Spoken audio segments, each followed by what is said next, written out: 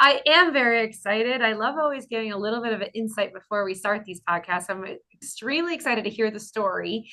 Today's guest is Dana Sutton, a tutor, a coach, a parent, a business consultant, and a children's author with decades of experience helping young people grow into strong, emotionally intelligent individuals. And I love that. As an educator myself, I cannot wait to welcome Dana on today's podcast. Her book is Maddie Finds Her Place, and welcome, Dana. Hi, thank you very much for having me here. I'm looking forward to the conversation. So, tell me about this book. I know there's a whole story behind it. Tell us a little bit about it. This is my second children's book, and it is based loosely on my daughter, one of my children's life story. Maddie, my husband and I adopted Maddie, and Maddie came to us out of a youth homeless shelter here in our city. And she'd had a very, very difficult upbringing, lots of in and out of different biological families' homes, in and out of foster care, a lot of turmoil, a lot of disruption, and ultimately ended up under the care of the ministry and was living in a homeless shelter. And I, at the time, my husband and I were just dating. I was divorced. My adult children were out in the world, going to school and doing their thing. And I had a 5 bedroom house with myself and two large dogs in it. Then I thought, I'd really like to do some renovations. Maybe I'll rent out a couple of these rooms and get some students in. I had a background in tutoring everything from preschool right up to first and second year university. And we have two large universities, colleges in our area. So I thought I'll list a couple of the rooms for rent and we'll see what happens. And I got a phone call the one day from our local Boys and Girls Club, which happens to be an advocate for the youth homeless shelter here in the town And they reached out and said, are you interested in taking a child on a young adult program, it's called. And I said, well, or sorry, on a youth agreement. And I said, well, what's a youth agreement? Explain that to me. And they said, well, these are kids that for whatever reason it's been determined they can't live in their biological family home. Uh, they have to be 16 years old. They have to be in school. They can potentially have a part-time job. There's a lot of very rigid rules they have to be following. And if they do that for 6 months within the shelter system, the ministry will give them what's called a youth agreement and basically pay a landlord their rent directly. And so they have a home to live in, but you're really just a landlord. And I thought, oh, okay. And I said, well, tell me a little bit about this child that you have in mind. And they said, well, they gave me a little bit of background. And I said, well, does she have any learning disabilities? And my interest in that was really just in terms of I'm a tutor anyway, so that's not a deal breaker. It was just out of curiosity. And they said, no, no, no learning disabilities. And I said, well, does she have any sort of addiction issues? And they said, no. I said, no criminal past or no, nothing like that. They said no. And, I thought to myself, that's a child then that shouldn't be homeless. There's no real reason for this. And I said, so really what you're telling me is that the family they came from was dysfunctional beyond their ability to make any changes. And they said yes, basically. So I said, well, bring her over and we'll meet and we'll see. I mean, my first concern was she going to be comfortable with our dogs because they're not small.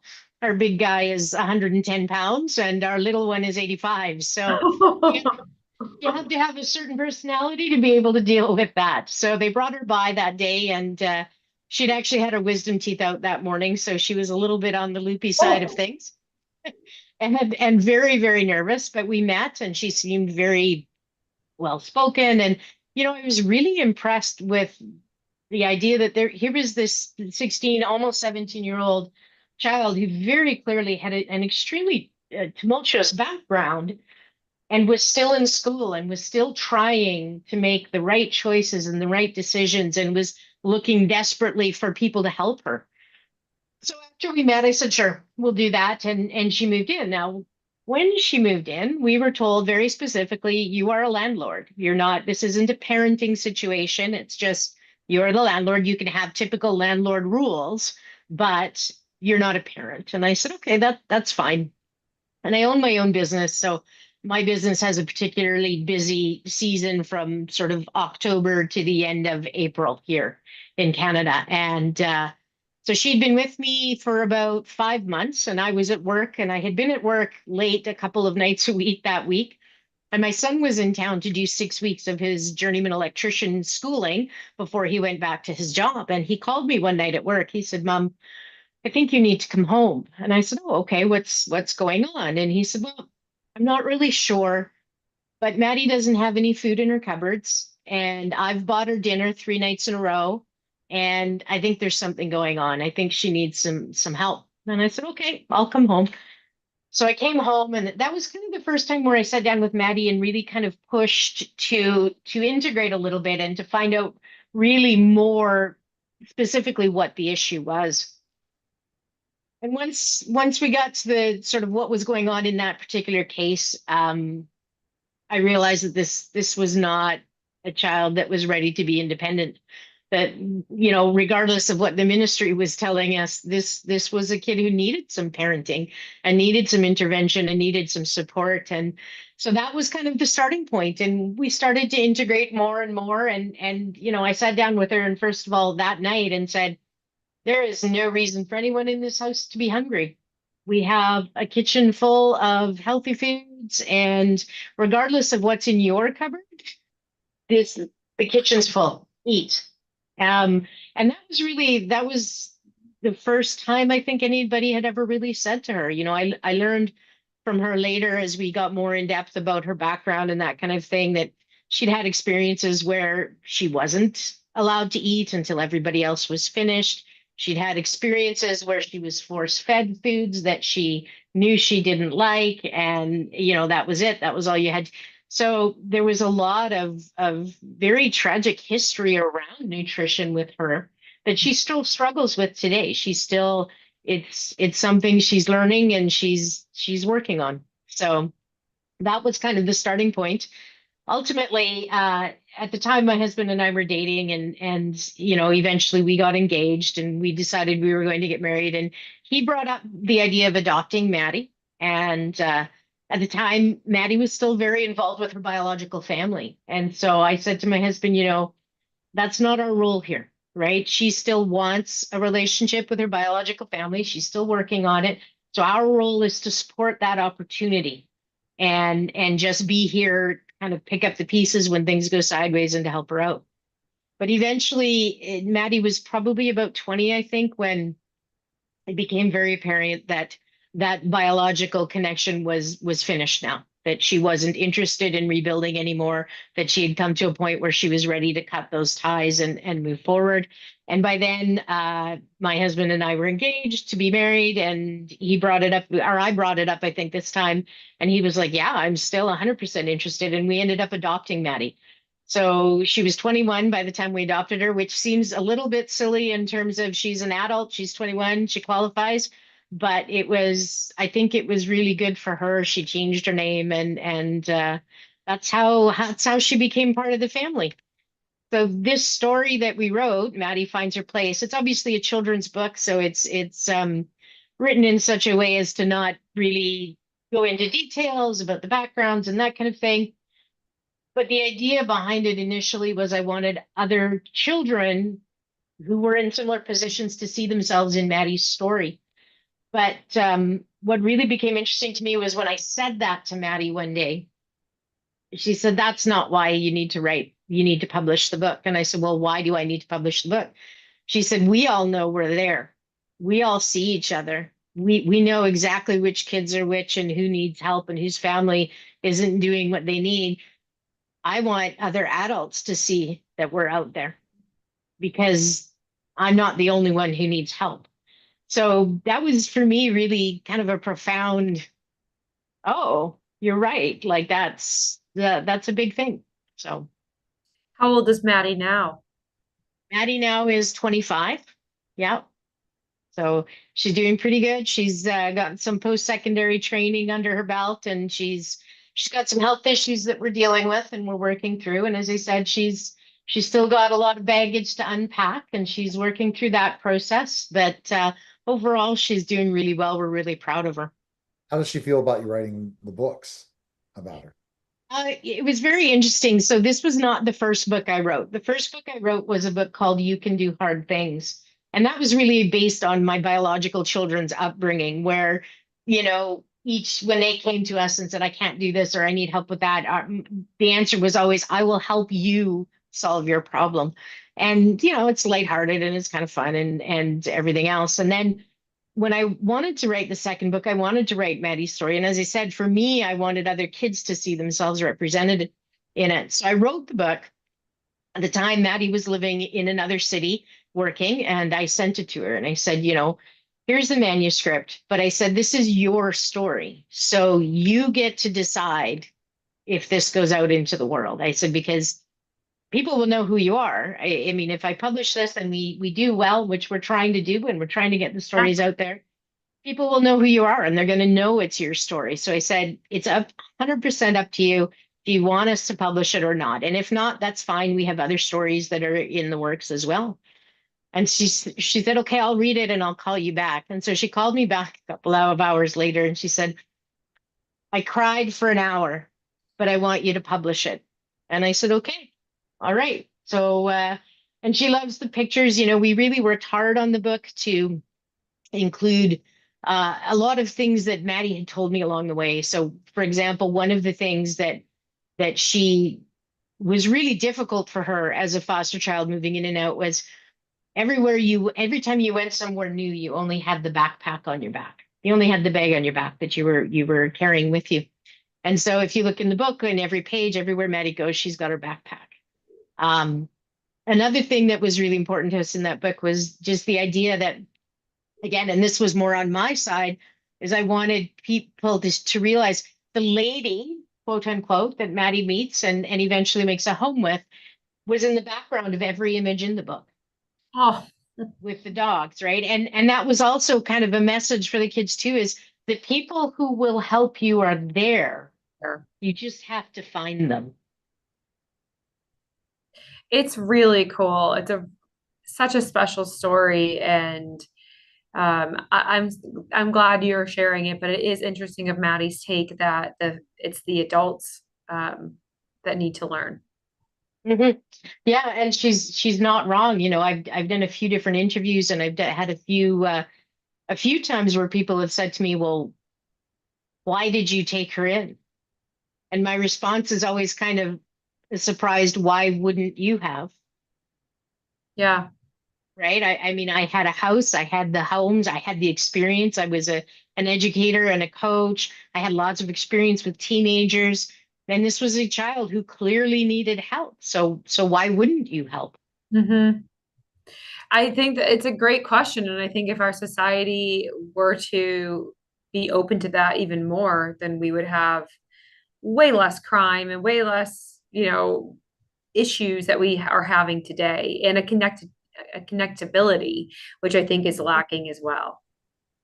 Yeah, I agree. I think there's a tendency for people to sort of walk through with their blinders on, worried only about what's right in front of them. And the problem is eventually all those problems you're not looking at on the side end up in front of you.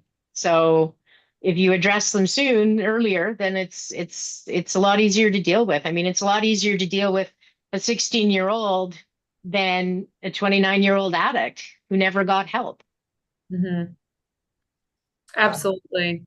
So Kelly, it's like you listen to this and say, okay, this is what the overall mission in our lives needs to be to help others. If we're not putting ourselves looking at someone else, and that's what Dana was able to do, and that's what you do with nutrition education for all. Yeah. But Well, it's really cool. So, Dana, a part of my history is I was the dietitian for Hillside Children's Center, which was a place where kids go to live. They have gotten in some form of trouble, but there's real issues at home. Yeah. So they've been taken out of that. So kind of the same that Maddie was in. And I was the dietitian for these children, and I was able to change around the menus. And we were able, with just tweaking the menus with more protein, more whole grains, educating the kids, we were able to get them off half their psych meds and improve their quality of life, their mental health. it was truly amazing. And I had never had interaction with that population, particularly, on so many medications, and they were just highly drugged to keep them quiet. Yep. And it changed my life because I had a 3-month-old at the time. And I couldn't believe how much impact we were able to have. And that's why we've now started, this education in school districts. But I think Maddie's not alone. There's so many things with neglect, abuse. Food comes into play a lot with that. And I'm sure it sounds like Maddie's still struggling a little bit with that to this day. And we can truly address those issues by understanding where that comes from. And the kids also, I mean, we had fun. We would take them to the grocery store. We had some outings, and we would come back and cook the food so they knew how to do it, and experiment with new foods like tofu and things that they would have no idea what they were. But I didn't know your story prior to this, but it's just interesting of how our lives do connect, right?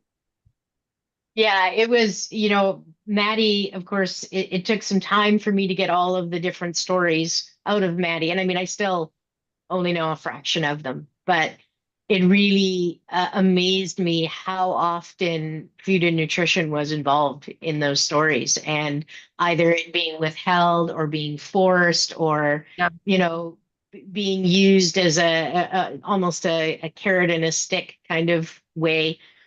And it's really it's had such a profound effect on her that, things like the smell of a specific food can trigger an anxiety attack, Right. right? Because it brings back the memories of a specific incident that was very, very traumatic to them. And, one of the things that we've realized over the years with Maddie is she doesn't always know where that anxiety comes from, but it's not a traditional anxiety. It's more of a post-traumatic stress Yes. response, where it's a smell or a sound or a vision, a glimpse of something that just triggers some kind of past event, and her body goes off, and it's a physical response. And I think that's something else that a lot of people don't realize is the physical response to the anxiety. It's real. You Mhm. can't pretend that it's not. That's a real body function that is responding to that stimulus. And then it's one of those things too, like how do you then teach the tools that go in and I think that's where your mentoring and tutoring, giving her the tools to be able to handle when that happens, or and how to feel better about that. Yeah, I mean, the first step really was just finally talking. When she and I, when I first started getting involved with her, more involved with her, as I said, after that first phone call from my son, and she would say things to me at various, well, you don't understand because I was a terrible person back then. And or I had, and finally I said to her one day, okay, let's sit down and talk about this. Tell me what you did. And she said, what do you mean? I said, tell me all of it. Tell me all of the terrible things you did that made you a terrible person. And she started talking. She was very hesitant at first, and she would tell me one or two things. And I said, okay, what else? Right? Because that's not terrible. Keep going. And we were about an hour and a half into that was the first sort of really significant conversation about the past. And I said to her, Maddie, you haven't yet listed a single thing that one or both of my biological children hasn't done. Right. And they've never been beaten for it. They've never been kicked out for it. They've never been physically, emotionally, mentally abused for it. That is normal kid behavior. And And it's they not, don't feel like they're terrible. no, and they don't feel like they're terrible people, right? Like it's okay. And I said, and as the sort of I went on from there, and I said to her, has anybody ever told you it wasn't your fault? And she said, what do you mean? I said, Maddie, it wasn't the 2-year-old in the room that was the problem. It wasn't the 5-year-old. It wasn't the 8-year-old. It wasn't the 12-year-old. I said, it's not even the 15 or 16-year-old. It was the adults around you that were incapable of providing you with what you needed. And I said, none of that is your fault. And she said, no, nobody's ever told me that before. I said, well, they should have. That should have been the first thing anybody told you. You were not the problem. You're not terrible. It's not, this wasn't about you. This was Yeah, about them. So let's start building you, building some of that confidence back and that knowledge that you can, even if, and I said to her, even if you had done something truly terrible, it's done. And that's not who you have to be moving forward. right. No, it was I was privy to all of the charts, and so I got to see the stories. Mhm. And Yeah. it was horrific, actually. Mhm. It really changed the way I looked at things and saw things. And like, again, having children, like, young, I had a 2-year-old and a newborn, and Mhm. of just, how I was going to do things differently, and I think it really did transform everything. And I'm so glad Maddie had the opportunity to be with you. And, I think it's so special. And thank you to people like you, that do this work. And my mom, so we started with Big Brothers and Big Sisters, Yep. and she was a counselor my childhood, so my Okay. childhood and teen years. So I got to do a lot and volunteer a lot, and hoping to get back into that more. And like I said, with the education in school districts and being able to make nutrition and education fun for all. It should be for all. So Mhm. I'm just, that's Yeah. so cool. And I would to love to meet your publicist at some point, because I think that I have a good story I want to tell too. So um, Okay. it would be fun to see if there's something there. But All I don't, right. Neil is he's popping in and out. He never has internet issues. So we've done a lot of podcasts together, and I don't know what's going on with his, but I'm really glad that you were on today. So where do you live in Canada? So I'm in Kelowna, BC, which is about 4 hours or so from Vancouver, British Columbia. So, Gotcha. Okay, I'm on the mhm. full other side. I'm in central New York. So Are we are you? opposite sides of the continent. Yeah. I would love to get out there someday. I've done a lot in our Canada's really close to us. It's only 2 hours north. Hmm. So been there a lot of my life, but never over on the West Coast. So Yeah. This neighborhood, it's a beautiful place to be around. We've got within an hour and a half, we have over 200 lakes where I amazing. live. So we're on a valley bottom. We've got the mountains. We have times during the year where we could ski in the morning and then come down the mountain and play golf in the afternoon and go for a bike ride along the lake. And it's a pretty spectacular neighborhood to be from. So we really enjoy. We ride motorcycles. My husband and I ride motorcycles. So we've got some amazing riding around here as well. And yeah, it's a great place. Yeah, we feel the same. I'm on the Finger Lakes. So Okay. we're glacier made lakes, and it's really similar that it's a it was a great place to raise children. Yes, yeah, we definitely we had lots of outdoor, lots of hiking, lots of swimming and boating and skating and skiing and just and my son in particular, I look back now, I can remember when he was little and my people would say, "Oh, your son has ADHD." And I'm like, "No, he's fine. He does well in school. And how do you get him to sleep at night?" I'm like, "Well, you lay him down, his eyes shut and he's out." But I realized later it was because we were very, very regulated in what we did, and we had physical activity every day, and we had Yep. very specific schedules, and we never limited screen time because we required minimum amounts of physical activity. So if you hit your physical activity, well, then you can do what you want on your Yeah. off time and that kind of thing. But that boy has done he was a ski instructor and a snowboard instructor by the time he was 15. He had his scuba diving certification at 12. He was like it's been this neighborhood was amazing for him. Yeah. Yeah. Yeah. Oh, Neil is calling you. Oh, okay. Are you on? You're on the podcast. trying to see what's happening. No problem. We're having a great time. Dan and I could talk forever. I think that we have actually probably a lot Well, we in have 30 common. minutes to our next guest, so maybe things will fix by that point. We'll hop off and then we'll hop back on in 30 minutes. All right, sounds good. All right. Thanks. Bye. Okay. Bye. Thank you very much for being a part of today's show. And even with technology issues, we got it done. So, Well, thank you for having me. And if anybody's interested in the books, they can be found at danasuttonbooks.com. So, perfect. Thank you so much. Go find her book. Support all Matt. right. Have a good day.